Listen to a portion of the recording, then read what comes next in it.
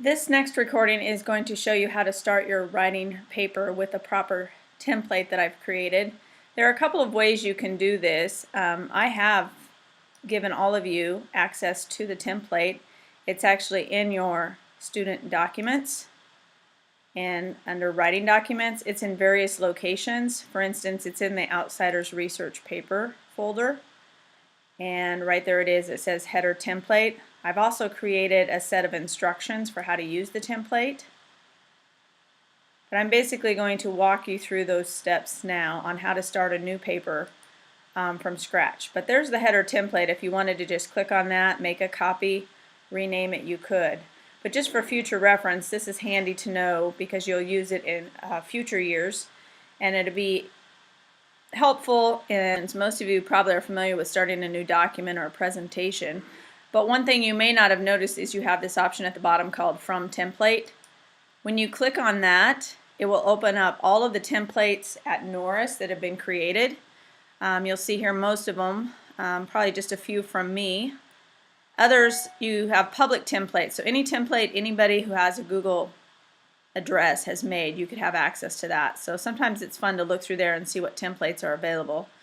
But the purpose of this is to show you the MLA template that you're going to use for your papers. So you could preview it, but you know you're going to use this one, so you just want to say use this template.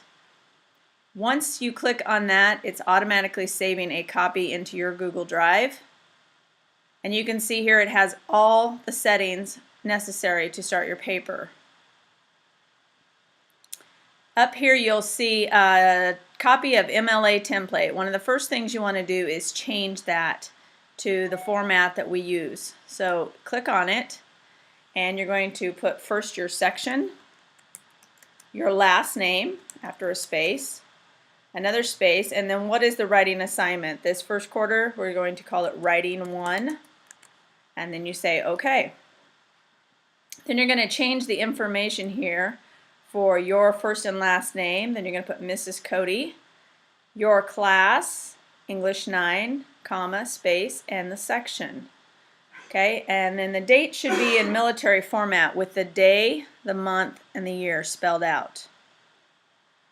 Up here you'll see it says last one. It's very important that you do not delete that number 1 because that's what makes it number on subsequent pages like number 2 and 3. What you do want to do is just click on last name and change that to your last name.